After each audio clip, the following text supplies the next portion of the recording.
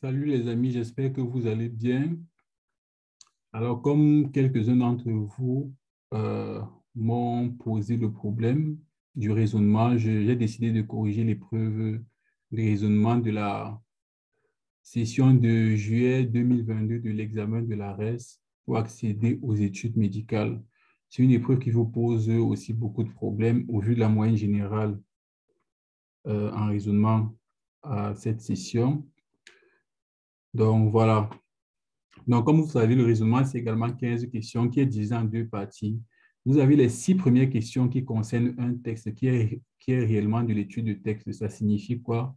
Pour les 6 premières questions, on vous met un texte que vous devez lire certainement plusieurs fois et vous allez juste étudier le texte. Vous n'avez pas besoin de connaissances extérieures pour répondre aux 6 premières questions. C'est quelque chose qui est assez aisé, donc bien entendu, c'est quelque chose qu'on ne va pas corriger parce que c'est à la portée de tout le monde. Mais je vous donne néanmoins une astuce pour répondre à ces questions. Ce que moi, je faisais, c'était de lire d'abord les questions avant de venir lire le texte. Comme ça, vous n'avez pas besoin de retenir des informations qui ne seront pas utiles pour cette épreuve et vous gagnez en temps. Donc, venez déjà lire les questions, les 6 premières questions, avant de remonter, lire le texte et juste collecter les informations qui correspondent aux réponses en fait. Donc, on ne va pas traiter ces 6 premières questions, on passe directement à la 7e. Voilà donc la question 7. Les phalènes de bouleau sont des papillons blancs. À l'époque de l'industrialisation anglaise, une forme mélanique, c'est-à-dire des papillons de la même espèce, mais noirs, est apparue. À l'époque, les troncs des arbres anglais étaient noircis par la fumée des usines. En conséquence, les papillons blancs devenaient plus visibles que les papillons noirs et se faisaient plus aisément repérer par les oiseaux, tels la citelle torchepot, qui se nourrit exclusivement d'insectes, de fruits à coque et de graines. Il en résulte que petit à petit, la forme mélanique a supplanté la forme claire dans les régions industrialisées de l'Angleterre. Avant même de lire la question, déjà, on va résumer. Donc, on a des papillons qui étaient blancs, qui étaient le plus souvent blancs, et on a une forme noire qui est survenue. Et donc, dans cette partie de l'Angleterre, les arbres sont devenus noirs à cause de la fumée. Par conséquent, les papillons noirs étaient moins vus, moins visibles que les papillons blancs. Ce qui fait donc que les prédateurs, notamment l'oiseau qu'on a cité dans le texte, repéraient facilement les papillons blancs par rapport aux papillons noirs et vont donc attraper les papillons blancs. Ce qui fait donc au fur et à mesure du temps, les papillons noirs sont devenus plus nombreux que les papillons blancs parce que le prédateur repérait plutôt les papillons blancs. Donc, on vient donc lire maintenant les questions. La question autant pour moi. Parmi les 4 affirmations suivantes, choisissez celle qui ne s'infère pas du texte ci-dessus. Donc, on veut la réponse fausse en fait.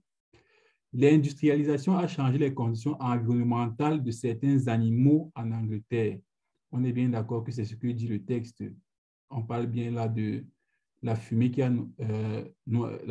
noirci les arbres, la fumée des usines qui a noirci les arbres dû à l'industrialisation. Donc, c'est vrai, donc on ne couche pas. Les papillons noirs survivent plus facilement sur les troncs les plus foncés des bouleaux. C'est ce qu'on disait. Les phalènes des bouleaux sont des insectes. Voilà. Les phalènes des bouleaux, vous pouvez donc voir là sur la première phrase du texte, les phalènes de bouleaux sont des papillons, les papillons sont des insectes. 4. Il n'y a que très peu de phalènes mélaniques sur le continent européen, donc c'est ce qu'il faut coucher. Déjà, pourquoi? Parce que là, on te parle du continent européen. Dans aucune phrase du texte, on t'a parlé de l'Europe, on t'a juste parlé de l'Angleterre, de la situation en Angleterre. Tu ne sais pas comment ça se passe dans le reste de l'Europe, donc tu ne peux pas conclure quelque chose sur l'Europe à partir de ce texte qui ne parle que de l'Angleterre. Donc, c'est la réponse D qui est fausse. C'est celle-là qu'il fallait cocher. Donc, question 8. Supposons un jeu de roulette modifié. Il contient 37 numéros de 0 à 36. 18 sont rouges, 18 sont noirs et le 0 est de couleur verte. Lorsque vous misez, vous pouvez miser sur un chiffre particulier qui vous restitue 36 fois votre mise. Si vous misez sur une couleur noire ou rouge, vous récupérez 2 fois votre mise. Si vous misez sur la parité, vous récupérez 3 fois votre mise. À chaque tour de mise, un chiffre est tiré au hasard. Si le chiffre sélectionné est de 0, vous perdez votre mise. Donc, une fois de plus, on résume d'abord ce qui a été dit avant même de lire la question. Donc, c'est un jeu, ce sont des paris où vous avez 37 chiffres de 0 à 36. Et il y a 3 façons de miser. La première façon de miser, c'est de tirer c'est de choisir un chiffre. Si vous choisissez un chiffre et que c'est ce chiffre que vous tirez, vous gagnez. Et vous gagnez 36 fois votre mise. La deuxième façon, c'est de miser sur la couleur du tirage. Donc, soit c'est rouge, soit c'est noir. Si vous tirez la couleur exacte, vous gagnez 2 fois votre mise. Et la troisième façon de miser, c'est sur la parité. Si c'est pair ou impair, si le chiffre que vous allez tirer est pair ou impair. Et si vous trouvez, donc vous gagnez 3 fois votre mise. Et dans tous les cas, si vous tirez 0, quel que soit le pari que vous avez fait, vous perdez. Voilà. Donc, on va aller sur le brouillon écrit, tout ça. Déjà, vous devez savoir que, bon, on va déjà lire la question. Que devez-vous faire pour gagner si vous jouez une infinité de fois? Voilà. Déjà, ce que vous devez savoir, c'est que pour gagner en jouant une infinité de fois, l'inverse de la probabilité du gain doit être inférieur à votre de mise totale. Donc, j'écris ça, si vous voulez. Je vais prendre un exemple.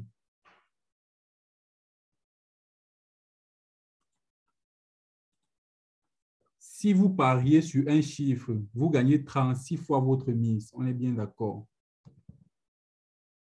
OK. 36 fois votre mise. En pariant sur un chiffre. Alors, pour savoir si en pariant X fois vous allez gagner, tout ce que vous devez faire, j'écris ça en dessous, on va juste calculer la probabilité de gain. La probabilité de gain, si vous pariez pour un chiffre, est de 1 sur 37. On est bien d'accord. Il y a 37 chiffres au total. On est d'accord. Il y a 37 chiffres au total et vous pariez sur un seul chiffre. OK. Ça, c'est la probabilité de trouver le bon chiffre,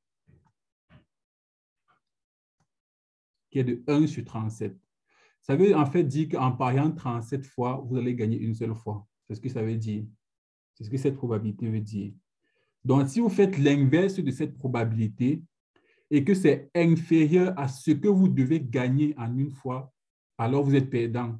Ça signifie quoi? Si je fais l'inverse de cette probabilité, c'est de ce P.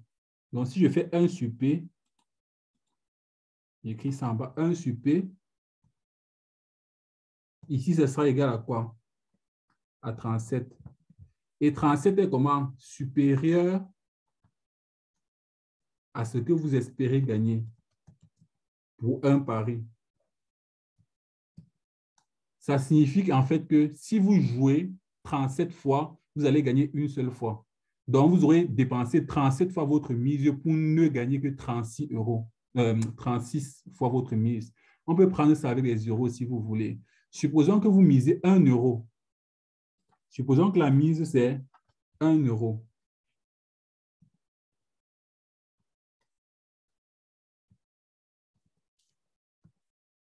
OK? Ça veut dire que en misant sur un chiffre, vous espérez gagner 36 euros. Donc, vous espérez gagner 36 euros. On est bien d'accord. La probabilité de gagner en choisissant un chiffre est de 1 sur 37. Ça veut donc dire que vous devez jouer 37 fois pour gagner une fois. Et en jouant 37 fois, vous dépensez combien? 37 euros. Et vous allez gagner une seule fois en jouant 37 fois. Donc, vous allez gagner combien? 36 euros. Donc, vous voyez que sur le long, vous êtes perdant en fait. Donc, si vous jouez 37 fois, vous avez dépensé 37 euros. Et en fait, vous n'allez gagner qu'une seule fois sur les 37. Donc, vous allez gagner 36 euros. Donc, vous allez dépenser 37 euros pour gagner 36 euros. Donc, vous êtes perdant dans cette première situation. On va essayer la même chose avec la deuxième situation. Il suffit juste de faire à chaque fois l'inverse de la probabilité. Donc, on va faire la même chose. Donc, on vous a dit que vous avez, donc pour le premier, on est d'accord qu'en misant juste sur les chiffres, on ne peut pas gagner. Regardons donc si on mise sur la couleur. On nous a dit qu'on avait 18 rouges et 18 noirs, n'est-ce pas? Écrivons ça. On a 18 rouges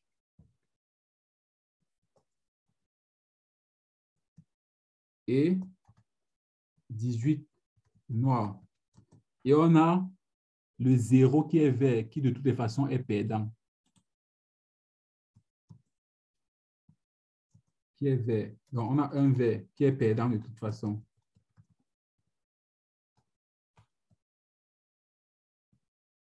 On est bien d'accord. Donc, en misant donc sur la couleur, vous espérez gagner combien? En misant 1 euro, vous espérez gagner 2 euros. Donc, mettons toujours que la mise, c'est 1 euro. Mise 1 euro. Gain 2 euros. OK, la probabilité de gagner, c'est combien? La probabilité de gagner est de, en misant par exemple sur les rouges ou sur les noirs, c'est à chaque fois 18 sur 37. On est d'accord? Donc, vous avez au total, si vous misez sur les rouges, par exemple, la probabilité de gagner, c'est 18 sur la totalité qui est 37. On est bien d'accord parce qu'il y a 18 rouges sur 37 au total. Donc, la probabilité de gagner est de 18 sur 37, qui est inférieure à 0,5. Vous allez comprendre pourquoi je dis 0,5 tout à l'heure. OK? Ça veut donc dire que si vous jouez 37 fois, donc si je joue 37 fois, donc ça veut donc dire si je joue 37 fois,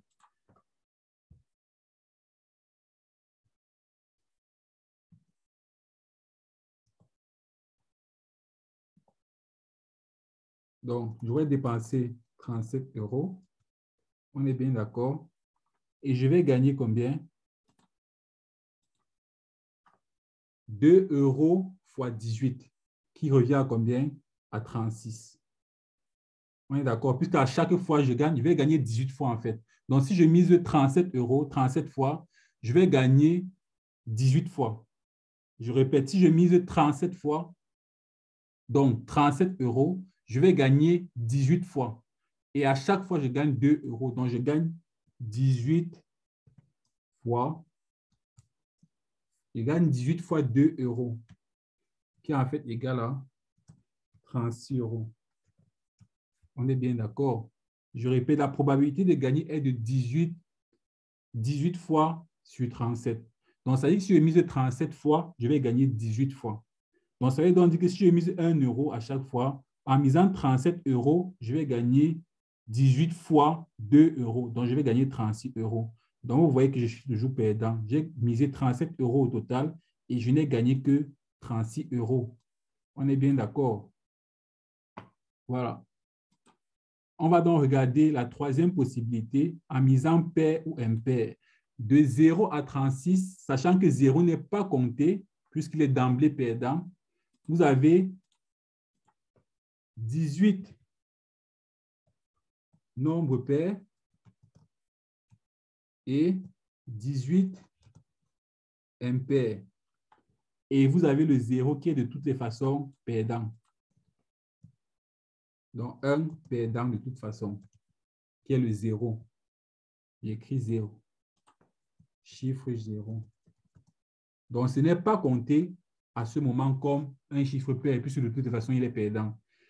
Et à chaque fois que vous misez, vous gagnez 3 fois votre mise. Ça veut dire que si je fais une mise de 1 euro, je gagne 3 euros. On est bien d'accord. Calculons donc la probabilité de gain. La probabilité de gain sera toujours de 18 sur 37 en fait. Puisque si je mise pair, c'est-à-dire que j'ai 18 chances sur 37 de gagner. Donc, la probabilité de gain est égale à 18 sur 37. Ça veut donc dire en fait, que si je mise 37 fois, je vais gagner 18 fois. Donc, si je mise 37 fois, j'ai dépensé combien? 37 euros. Et j'aurais gagné combien? 18 fois. Mais 18 fois combien d'euros? 18 fois, mais à chaque fois, je gagne 3 euros, puisque je gagne 3 fois ma mise, qui me donne donc 54 euros. Donc, si je mise 37 euros, donc 37 fois, j'ai donc gagné 54 euros. Donc, dans ce cas-ci, je suis gagnant. Donc, on voit donc ce qui est juste. On voit dans l'ensemble ce qui est juste. Voilà. Donc, on voit bien on doit cocher toujours jouer un chiffre pair. Si je joue un chiffre pair, je gagne à chaque fois. De la même façon, si je joue un chiffre impair, je gagne sur le long terme. Même pas besoin de lire les autres propositions. La question 9, on dit Monsieur E dit que Monsieur F ment. Monsieur F dit que Monsieur G ment. Monsieur G dit que Monsieur E et Monsieur F mentent tous les deux. OK. Laquelle de ces propositions est vraie? Alors, dans ce type de questions, ce que je vous conseille de faire, c'est de tester proposition par proposition. On va déjà voir si Monsieur E dit la vérité. On va mettre les mensonges, on va colorer les mensonges en fait. Bref, vous allez voir. Monsieur E dit la vérité. Vérifions si, quand Monsieur E dit la vérité, est-ce que le reste concorde? Si Monsieur E dit la vérité, Monsieur E disait quoi? Que Monsieur F ment. Donc, Monsieur F ment est une vérité, puisqu'on dit que Monsieur E dit la vérité. Je répète, Monsieur E dit la vérité. Donc, ce que Monsieur E a dit, c'est la vérité. Or, Monsieur E a dit quoi? Que Monsieur F ment. Dans cette phrase-ci, Monsieur F ment est une vérité. Donc, on voit dans ce que Monsieur F a dit, sachant qu'il a menti. Monsieur F a dit que Monsieur G ment. OK? Donc, ça, c'est un mensonge. Donc, Monsieur G ment est un mensonge. On est bien d'accord jusque-là, n'est-ce pas? Donc, Monsieur G ment est un mensonge. Donc, ça veut donc dire que Monsieur G dit la vérité. On voit donc ici que Monsieur G disait quoi? Que Monsieur E et Monsieur F mentent tous les deux. Donc, ça, c'est une vérité. Donc, on voit bien là que ça, Monsieur E ment, ne correspond pas avec ce qui a été dit au départ. Monsieur E ne peut pas être en train de mentir et dire la vérité au même moment. Donc, cette proposition est déjà fausse. On refait la même chose en bas. Monsieur F dit la vérité. On vient regarder. Si Monsieur F dit la vérité, ce que Monsieur F a dit, c'était quoi? Monsieur F dit que Monsieur G ment. Donc, Monsieur G ment est une vérité. N'est-ce pas? Donc, on vient donc voir ce que Monsieur G disait. Monsieur G dit que Monsieur E et Monsieur F mentent tous les deux. Donc, je répète, donc ça veut donc dire que ça, c'est un mensonge. Ces deux-ci ne mentent pas. On est d'accord, n'est-ce pas? On voit bien que ça coïncide, ça marche. Donc, les deux ne mentent pas à la fois. On voit bien que ça veut dire que Monsieur E ment et Monsieur F dit la vérité. Donc, c'est correct. On est d'accord. Donc, vous pouvez faire la même chose avec Monsieur G et ça donnera exactement la même chose. Donc, coche d'emblée, Monsieur F dit la vérité, mais vous pouvez vérifier pour le reste. Voilà. Question 10. On dit, les graphiques suivants montrent la répartition des langues utilisées par les insectes des régions de Papillonie et d'Abbaye. Plus de la moitié des insectes vivent en Papillonie. Néanmoins, de nombreux insectes vivent dans d'autres régions comme la Boiserie et l'Abbaye, qui sont chacune habitées par plus de 15% d'insectes. Donc, dans ce texte, on est en train de parler des langues d'insectes en fonction de la répartition géographique. Et on vous a donné deux graphiques. Première chose que je vois à l'inspection de ce graphique, c'est que la somme des pourcentages du camembert est supérieure à 100%. Donc, ça dit ça, plus ça, plus ça, plus ça, c'est supérieur à 100%. Ça signifie quoi? Ça signifie que des insectes peuvent parler plusieurs langues à la fois. Je répète, si les insectes ne parlaient qu'une seule langue, la somme des pourcentages ici devait être égale à 100%. C'est logique. Pareil là, ça veut donc dire que ce n'est pas le cas. Il y a des insectes qui parlent de cri-cri peut-être et à la fois de flûti. C'est un exemple. Mais de toutes les façons, on est sûr qu'il y a des insectes qui parlent plusieurs langues.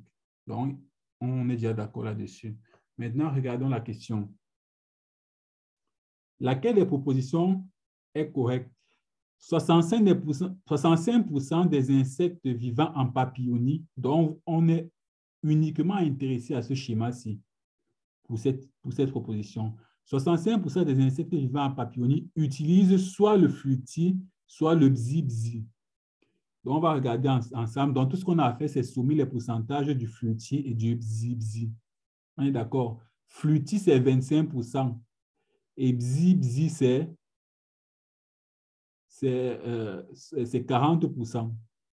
On est d'accord? Donc, ça fait 25% et 40%. Ça nous donne 65%. Mais ce n'est pas correct. Pourquoi? Parce qu'on ne sait pas si parmi ceux qui parlent le flûti et le bzi-bzi, on n'a pas des gens qui parlent les deux langues à la fois. Je m'explique. Si nous avons, par exemple, je vais mettre un chiffre ici. On avait 2 personnes qui parlaient le flûti et 4 personnes qui parlaient le bzi-bzi. Et que parmi les 2 personnes-ci qui parlent le flûti, on a une personne qui parle à la fois le flûti et le bzi-bzi. On voit bien donc que cette personne-là est à la fois comptée ici et à la fois comptée ici. On est d'accord? Ce qui fait donc le pourcentage ne peut pas être correct. Ça veut dire qu'en fait, on a 5 personnes au lieu de 6. OK? Donc, tu ne peux pas te permettre de sommer les pourcentages ici parce que la somme des pourcentages ne donne pas 100. OK. On continue. La proportion des insectes qui utilisent le bzi-bzi au moins une autre langue est la même en abbaye et en papillonnier. Là, on ne peut absolument pas savoir. OK. On ne peut absolument pas savoir. Voilà. Puisqu'on ne sait pas les insectes qui parlent 2 langues. On ne connaît pas le nombre d'insectes ici qui parlent 2 langues. On ne connaît pas le nombre d'insectes ici qui parlent 2 langues. Donc, tu ne peux pas juste te permettre de comparer les proportions de ceux qui parlent le bzi-bzi. Par exemple, le bzi-bzi ici, c'est 40% et ici, c'est 80%. Mais tu ne peux pas te permettre de comparer ces proportions, mais parce que tu ne sais pas, parmi les 40%, quels sont ceux qui parlent une autre langue? Parmi les 80%, quels sont ceux qui parlent une autre langue? Tu peux voir, par exemple, que parmi les 40%, un exemple, il n'y en a que 30% qui parlent aussi une autre langue. Et parmi les 80%, il n'y en a que 10% qui parlent en plus une autre langue. Donc, tu ne peux pas te permettre de comparer alors que tu ne sais pas quelle est la proportion de ceux qui parlent 2 langues. OK? Donc, on continue. Tous les insectes de papillonnier et de l'abbaye qui utilisent le cri utilisent au moins une autre langue. Ça aussi, tu ne peux pas savoir. Donc, on conclut d'emblée que c'est le D. Plus de 33% des insectes utilisent le clipiti. Donc, les clipiti ici, c'est combien? 60%. Or, on t'a dit d'emblée que là, c'est 60% ici. On est d'accord. Or, on t'a dit que ceux qui sont en papillonnier sont plus nombreux, donc représentent plus de 50%. Voici ça ici. Plus de la moitié des insectes vivent en papillonnier. Donc, ça, c'est déjà plus de 50%. Donc, la totalité des insectes, tu en as au moins 30% qui parlent le clipiti. Je répète, ceux-ci représentent plus de 50% des insectes. On est d'accord. Or, comme ils représentent plus de 50% des insectes, de la totalité des insectes, parmi eux, il y a 60% qui parlent le clipiti. Donc, du coup, ça veut donc dire qu'il y a au moins 30% pour ce graphique-ci des gens qui parlent le clipiti. Maintenant, regardons de l'autre côté. Ici, on a 20% qui parlent l'abbaye. Or, ceux qui parlent l'abbaye ici sont au minimum 15%. OK? On est d'accord. Donc, tu as fait 15% fois 20%, ça te donne plus de 3%. Donc, tu as au moins 33% d'insectes qui utilisent le clipiti. Donc, la totalité des insectes au total. Maintenant, ce que tu peux faire pour pour faire ça de façon plus pratique. Comme on t'a dit plus de la moitié ici, là. Prends par exemple que le total d'insectes, c'est 100. Tu mets 60 ici, tu mets, je ne sais pas trop, 20 là. OK. Et les 20 autres, on ne connaît pas, puisque là, on t'a seulement dit, on t'a seulement montré pour la papillonnière et l'abeille. Donc, tu mets 60 là, 20 là, et tu mets 20 qu'on ne connaît pas, et tu calcules, tu vas voir que c'est plus de 33%. Voilà. Considérons 3 critères pour définir la mort d'un être humain. Selon le critère cardio-respiratoire, un être humain est déclaré mort si ses fonctions respiratoires et cardiovasculaires ont irréversiblement cessé, entraînant l'arrêt irréversible de ses fonctions cérébrales. Selon le critère de mort cérébrale, un être humain est déclaré mort si l'ensemble de ses fonctions cérébrales ont irréversiblement cessé. Selon le critère de mort corticale, un être humain est déclaré mort si ses fonctions corticales ont irréversiblement cessé. Avant de continuer déjà, je résume en disant quoi? En disant que selon le critère cardio-respiratoire, un être humain est déclaré mort si ses fonctions respiratoires et cardiovasculaires ont irréversiblement cessé, entraînant, donc c'est ça qui entraîne l'arrêt irréversible de l'ensemble des fonctions cérébrales. Donc, on est déjà d'accord que l'arrêt des fonctions cérébrales ne peut pas survenir avant l'arrêt cardio-respiratoire. Ça, c'est ce qui est important de savoir. De la même façon, on voit donc que le 3, les fonctions cérébrales supérieures font partie des fonctions cérébrales. OK? Donc, font partie des fonctions cérébrales. On va donc lire la question. Si un médecin N adopte le critère de mort corticale pour définir la mort humaine, quelle proposition suivante est correcte? Donc, il adopte le critère de mort corticale. OK. A. N ne devrait déclarer mort ni un patient X ayant irréversiblement perdu uniquement les fonctions cérébrales supérieures, ni un patient Y ayant irréversiblement perdu les fonctions respiratoires, cardiovasculaires et cérébrales. On est d'accord que c'est archi faux, puisqu'il peut déclarer mort chacun de ces deux patients. Donc, si il utilise le critère, il peut, autant pour moi, il peut déclarer, on dit, elle ne devrait déclarer un mort ni un patient X. Donc, on a dit qu'il utilise le critère de mort corticale, donc le troisième critère. Ça veut donc dire qu'il peut déclarer ce premier patient mort, puisque ce premier patient a perdu les fonctions corticales, comme c'est dit dans le 3. De la même façon, il peut déclarer le patient Y mort, parce que ce patient a déjà perdu toutes ses fonctions cérébrales, y compris les fonctions cérébrales supérieures. Lorsqu'on parle de toutes les fonctions cérébrales, il a perdu les fonctions cérébrales dans la totalité, donc y compris les fonctions corticales. Donc ça, c'est archi faux parce que ces deux patients devraient être déclarés morts. N ne devrait pas déclarer mort un patient X ayant irréversiblement perdu uniquement les fonctions cérébrales supérieures. Donc ça aussi, c'est faux parce que c'est ce critère qu'il utilise dans le. Je n'ai même pas besoin de lire la suite. N ne devrait pas déclarer mort un patient ayant irréversiblement perdu les fonctions respiratoires, cardiovasculaires et cérébrales. Là, c'est aussi faux. Pourquoi? Parce que ce patient-ci a déjà perdu les fonctions cérébrales, y compris les fonctions corticales. Parce que les fonctions corticales font partie des fonctions cérébrales, comme c'est dit dans le texte en haut. N devrait déclarer mort un patient X ayant irréversiblement perdu uniquement les fonctions cérébrales supérieures, c'est le critère qu'il utilise, et ainsi qu'un patient Y ayant irréversiblement perdu toutes les fonctions, donc respiratoires, cardiovasculaires et cérébrales. Donc, s'il a perdu toutes les fonctions cérébrales, ça veut dire qu'il a aussi perdu les fonctions corticales, puisque c'est le critère qu'il utilise. Donc, c'est le D qui est correct.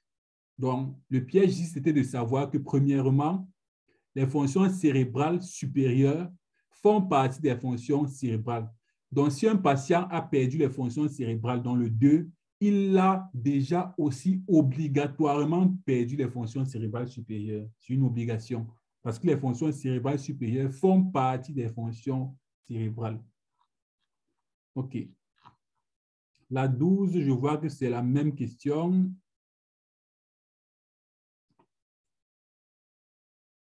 Je crois que c'est la même question. Ah, OK. Là, on te demande maintenant si un médecin N adopte le critère de mort cérébrale plutôt, pas de mort corticale. OK. Donc, s'il adopte le critère de mort cérébrale, on va donc voir ce qui est correct. Donc, s'il adopte le critère de mort cérébrale, A ne devrait déclarer mort ni un patient X ayant irréversiblement perdu uniquement les fonctions cérébrales supérieures. S'il n'a perdu que les fonctions cérébrales supérieures, il ne peut pas être déclaré mort parce que le médecin voudrait que toutes les fonctions cérébrales soient irréversibles, ont irréversiblement cessé. Donc, on est d'accord que ce critère est juste ni un patient Y ayant irréversiblement perdu les fonctions respiratoires, cardiovasculaires et cérébrales. Par contre, ce patient Y peut être déclaré mort parce qu'il a déjà perdu les fonctions cérébrales. B, ne devrait pas déclarer mort un patient X ayant irréversiblement perdu uniquement les fonctions corticales. On est d'accord parce qu'il faut qu'il ait perdu toutes les fonctions cérébrales. Mais devrait déclarer mort un patient ayant irréversiblement perdu toutes les fonctions. Donc, le B est juste. On coche le B, on n'a pas besoin de lire le reste. Donc, question 13. Dans une ville de l'Inde du Sud, on a observé une forte disparité entre les familles. Quant à la superficie des habitations, on a par ailleurs mis en évidence une forte corrélation positive entre la superficie de l'habitation des familles et la bonne santé des enfants de ces familles. Si la superficie de l'habitation des familles augmente, l'état de santé des enfants de ces familles est meilleur. Donc, plus la superficie de la maison augmente, plus l'état de santé des parents est meilleur, des enfants autant pour moi est meilleur. Si la superficie de la maison diminue, ça veut donc c'est aussi corrélé au fait que l'état de santé des enfants, des familles autant pour moi est moins bon. Alors, OK, on parle des familles, pas des enfants, excusez-moi. Donc, on dit si la superficie de l'habitation des familles, n'est-ce pas, augmente l'état, je répète, on a par ailleurs mis en évidence une forte corrélation positive entre la superficie de l'habitation des familles et la bonne santé des enfants de ces familles. Si la superficie de l'habitation des familles augmente, l'état de santé des enfants de cette famille est meilleur que des enfants. Et si la superficie de l'habitation des familles diminue, l'état de santé des enfants de ces familles diminue. Donc, on récapitule, plus la superficie de la maison est grande, plus l'état de santé des enfants est bon. Donc, voilà. Que ne peut-on pas conclure de ces observations? Certaines familles ayant une grande habitation ont des enfants en meilleure santé que ceux vivant dans une plus petite habitation. C'est ce qu'on vient de dire. On voit donc que pour la plupart, plus la superficie de la maison est grande, plus les enfants sont en bonne santé. On ne dit pas forcément que c'est la cause, c'est cette raison, mais on voit bien qu'il y a une association. Il existe une disparité entre les familles quant à la santé de leurs enfants. Donc, en fait, il existe une différence. Il existe une différence entre les familles quant à la santé de leurs enfants. Donc, on est bien d'accord puisque on a des superficies différentes et aussi des différences dans l'état de santé. C'est ce que le texte dit. Parce que si c'était le même état de santé, la même superficie, on n'aurait même pas parlé de ça, des différences. Certaines familles ont de plus grandes habitations que d'autres et certaines familles ont des enfants en meilleure santé que d'autres. On est bien d'accord. La superficie de l'habitation familiale conditionne la santé des enfants. Là, c'est faux. Il faut savoir ça peut être juste ce qu'on appelle une confusion, un biais de confusion. Je m'explique. Le fait qu'on remarque que la superficie, dans la plupart des cas, la superficie, l'augmentation de la superficie de l'habitation d'une famille est corrélée, est associée à l'augmentation de la santé des enfants. Ne veut pas dire que ça en est la cause. Okay? Ça ne conditionne pas. Ça peut tout simplement être dû à quoi? Au fait, par exemple, que ceux qui ont une habitation plus grande sont plus riches et donc, du coup, soignent bien leurs enfants. Ce n'est pas l'habitation qui a conditionné la santé. Ce n'est pas parce que l'habitation est grande que les enfants sont en bonne santé. Ce n'est pas parce que l'habitation est petite que les enfants sont en bonne santé. C'est juste une association qui peut être ou pas un biais de confusion.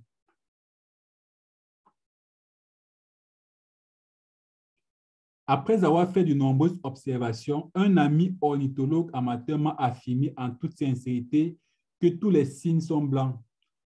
Quelle proposition ne peut-on pas déduire de cette déclaration? Donc, il a observé un certain nombre de signes et lui, il a conclu que tous les signes sont blancs. Donc, on demande ce qu'on ne peut pas déduire. Tous les signes observés par mon ami étaient blancs. On est bien d'accord, puisque lui dit que tous les signes sont blancs. Il a observé un certain nombre de signes, je ne sais pas, par exemple 10 signes, et il conclut que tous les signes sont blancs. Donc, on est d'accord qu'on peut conclure ça du texte. Donc, on ne coche pas ça. Mon ami n'a jamais observé de signe qui n'est pas blanc. On est d'accord. S'il affirme que tous les signes sont blancs, ça veut dire que tous les signes qu'il a observés sont blancs. Aucun signe n'est noir. Ça, on ne peut pas conclure ça, parce qu'il n'a pas observé tous les signes dans le monde. On est d'accord. Mais tous ceux qu'il a observés sont blancs. Mais rien ne dit qu'il y a des signes ailleurs qui ne sont pas blancs ou qui sont par exemple noirs. Mais parmi ceux qu'il a observés, il n'y a que des blancs. Mais ailleurs, il peut y avoir des signes noirs. Donc, tu ne peux pas conclure que il n'y a pas de signes noirs ailleurs. Donc là, on ne t'a pas précisé aucun signe qu'a observé votre ami n'est noir. Là, on n'a pas précisé que c'était parmi les signes qu'il a observé. Là, je te dis aucun signe de façon générale n'est noir. Donc, on ne peut pas conclure ça de ce texte. Certains signes sont blancs, ça c'est sûr. Au moins un signe est blanc puisque votre ami a observé des signes blancs. Donc, s'il a observé au moins un signe blanc, ça veut donc dire que certains signes sont blancs. Donc, c'est le C. Question 15. Lors d'une enquête réalisée récemment, 20% des personnes interrogées estiment que l'examen d'entrée à l'université K en Pennsylvanie est facile. Donc, 20% disent que l'examen est facile. 30% interrogés estiment que l'examen d'entrée n'est... Autant pour moi, 20% estiment que c'est difficile et 30% estiment que c'est facile. Cependant, la majorité des personnes interrogées estiment qu'il est adapté aux étudiants de 18 à 24 ans. OK? Donc, ils disent que c'est adapté aux étudiants de 18 à 24 ans. Mais rien ne nous dit qu'il n'y a pas des étudiants de 15 ans ou des étudiants de 26 ans qui ont participé à l'examen. On est d'accord? Donc, quelle affirmation peut-on déduire de cet énoncé? Au moins 50% des personnes interrogées trouvent que l'examen d'entrée est adéquat. Donc, au moins 50% trouvent que l'examen d'entrée est adéquat. On est d'accord que ce n'est pas juste. On est d'accord que ce n'est pas juste. 80%, bon, j'explique pourquoi ce n'est pas juste, parce que on a dit nulle part que cet examen était adéquat. On voit juste que ceux-ci ont dit que c'est adéquat pour les personnes de 18 à 24 ans. OK. Mais l'examen pouvait être destiné aux personnes de 10 ans ou bien de 12 ans à 40 ans. Donc, cet examen n'est adéquat que pour les personnes de 18 à 24 ans, mais n'est pas adéquat tout court. OK. 80% des personnes estiment que l'examen d'entrée est facile. Donc, on est d'accord que ce n'est pas juste. Puisqu'on voit là déjà qu'on a écrit que 30% interrogés estiment que cet examen est facile. L'examen d'entrée est raisonnablement facile. Là, on n'a aucune info là-dessus, donc on ne peut rien dire là-dessus. Il n'y a aucune info qui nous permet de déduire ça, en fait. Plus de la moitié des personnes interrogées pensent que l'examen d'entrée n'est pas trop facile. Donc, on est bien d'accord que c'est donc ça la proposition juste.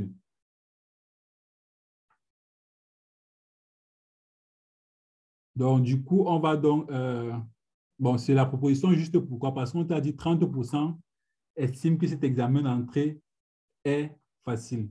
Donc, ça veut donc dire que le reste disent que ce n'est pas trop facile. Donc, c'est l'inverse.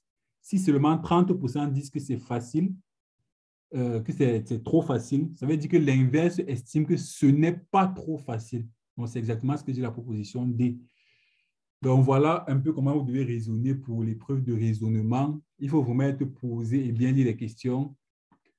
Et quand une question va vous prendre du temps, je vous conseille de zapper d'abord. Si une